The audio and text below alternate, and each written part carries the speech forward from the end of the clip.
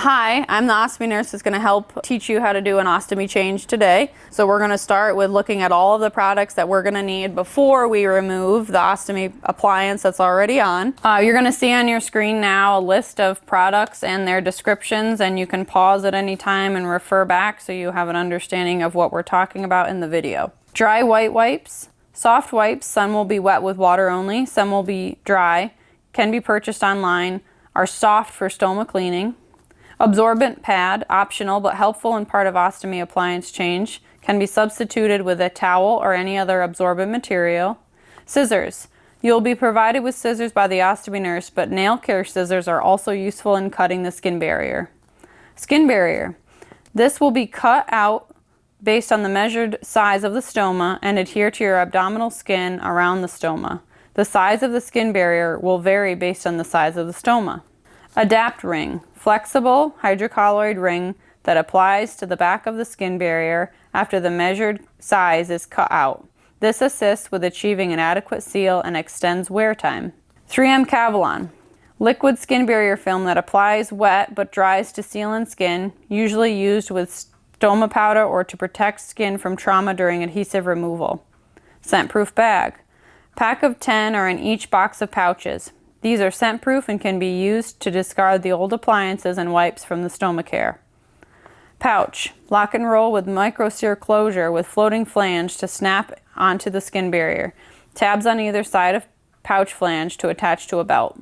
Marker. To trace the size of stoma from measuring guide onto skin barrier and to date skin barrier. Measuring guide. Paper guide with multiple circular sizes for measuring stoma. Stoma powder. Non-latex powder to be used on or around the stoma to absorb excess moisture and or fill in areas of denuded tissue around stoma. Ostomy belt.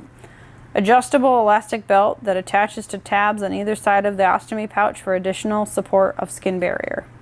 So we're going to gather all of our supplies. These are dry wipes. I have some dry ones here, but then you would also wet another stack of them with water. Just water. We're not going to use any soap. Soap is moisturizing, and we don't want to have the extra moisture on the skin when we're trying to get something to stick. The next thing we can grab is the skin barrier. This is the part that you're going to cut out and is going to be stuck to your skin. So we'll get one of these skin barriers. In the box of skin barriers, there's also going to be a measuring guide. There's two types of measuring guides that you're going to be able to see. Hollister prints two different types at this time. They both do the same thing. They both have listed measurements on there for you to be able to measure and cut a skin barrier for the stoma, okay? And then our skin barrier is here. We can open that. We recommend here at Bassett, when we teach patients to do their ostomy care, putting a date at the top, and the top we consider to be your head. So it doesn't matter what direction the top is. I can make the top right here. We're gonna do today's date of 2/10, and we're gonna put it on the front and the back in the same orientation. Now I have a consistent orientation that the date is towards the patient's head on both the front and the back. And when we're cutting out, we have a consistent reference point, okay? So that is prepared for us. The next thing we can grab is we call it a wax ring, but it's actually a hydrocolloid ring. It comes in a box. 8805 is the code on this box. What you're gonna do for this is mold it after this has been cut out. But this is one of the later steps. We just need it prepared for us. This is the box of pouches. 18193 is the matching pouch for this skin barrier. You can note there's a red strip on both of these boxes. That means these two are going to match each other in size. So when we open this box, we're going to get a pouch out. Here's one of our pouches. This is a charcoal filter. This pouch comes out of the box already opened, so you need to make sure that this is closed prior to completing your ostomy appliance change. It's important to maneuver the bottom of this. They just did a revamp on how this is designed. It's more similar to the mouth of a bass. That's what I keep thinking of. So we're going to close this as a prep. So when we teach patients to close it, it's as if it's on their belly. You're going to tuck one under and then two back and seal with the Velcro, pinching between your thumb and your forefinger. and that's prepared for us. The other thing that's going to come out of this box of pouches is a scent-proof baggie. This is what the old pouch is going to be. Appliance is going to be pulled off of the belly and put into. It's a very long pouch and it's odor-proof. So obviously there's going to be stool in this pouch that we're removing. So we want something that once we clean off the belly, remove the old appliance, we have something that's odor-proof in the garbage. So that is provided to us in the box of pouches. So now that we have all of our supplies is when we can remove, the last thing is the scissors. We need to make sure we have scissors, and you saw me use the Sharpie earlier. So this is also what we would need at the bedside, okay? Now that we have all of our supplies is when we can remove the old appliance, okay? So you'll get your scent-proof baggie. You can tuck your pouch in there. You're gonna push the belly down as you pull the skin barrier away. You're gonna push that belly skin down as a measure to protect the skin from the adhesive as it's being removed. You're gonna push down, and you're gonna lift off, pushing the skin down, and tuck that garbage right in there. We're gonna keep this baggie close by because we're gonna put our discarded materials in there. But this is when we would use our wipes to clean the skin around the stoma. The most important thing to clean is the skin. There might be some stool on the stoma, but we need the skin clean to be able to have the skin barrier adhere well. So once that's clean, if this was a wet one, I would do a final wipe with a dry one, making sure all of that skin is nice and clean. If there was an incision here, we would wipe this direction, wiping the stool away from that incision. We would not be wiping towards our incision, just to make sure we're protecting that incision the best we can. Now that everything's clean is when we would be using our measuring guides. Either one will do. They print more of these, so we'll use this as an example. So what we're going to do is try to find the circle that has the measurement that's closest to the size of the stoma that's on the patient. Okay, so this one's too large. We can see far too much skin. We want it to fit just right. If I do this one, it's too tight. I would be forcing it over top. I'm going to try this size, and that fits just right. There's no space between the stoma and the skin. It's flush against it. If you have to force it over top, it's too small. It's going to cause damage to the stoma because the stoma can't feel if something is too tight.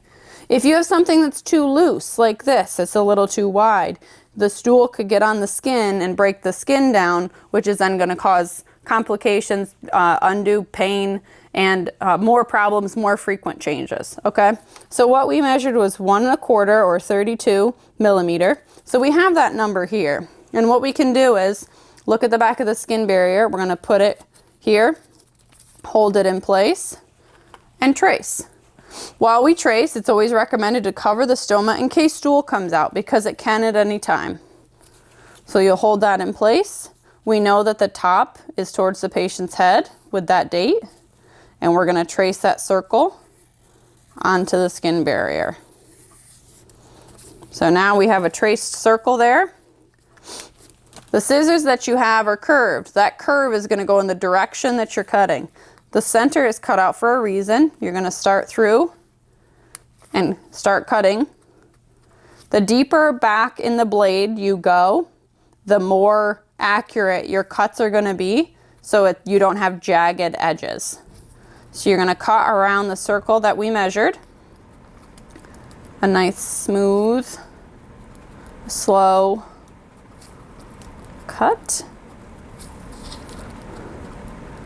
I have no way of knowing if this fits. I need to just see if what I've cut out fits around it. So we'll pull this off, line this up, and it fits perfectly. I don't need to make it smaller or larger, okay? If it were too small, we would just then use our scissors and cut more if we need to. It doesn't matter how long it takes to cut this out. It's worth the time spent to get this to fit correctly. So now that the skin is still clean and dry, we have our size is when we're going to use our ring. So we will cover this. We'll pull this off. Now, it's fortunate that we put the date at the top to know that this is the direction the skin barrier should go, towards the patient's head. Okay, because when we pulled that off, we removed the numbers along with it. So now we can set that down. You're gonna open your ring, take off the film on either side. You're going to stretch that out to fit the circle that you just cut out for the ostomy. You're gonna line it up on top of that, like so. So that's all prepared and ready to go. One final time, we're gonna make sure that this skin is clean and dry and wipe well. You're gonna hold the paper tabs, putting the date towards the patient's head, and you're gonna line it up, push it down, run your finger around the edge, the two sides that don't have adhesives, and then you'll pull those paper tabs off wherever they are. We don't ever want to stretch this. We don't want to pull this and have it stick. We want to just let it lie and stick downward. Okay? And now we've already prepared our pouch by closing it. So I teach patients to pull this edge down so we can see the connecting edge. We're going to put our fingers up underneath this floating flange and line that up. And you're going to pinch against your thumb and forefinger all the way around like a clock, making contact. And you will sometimes hear an audible snap, but we always do a visual inspection after we've hooked the pouch all the way around. And you're done.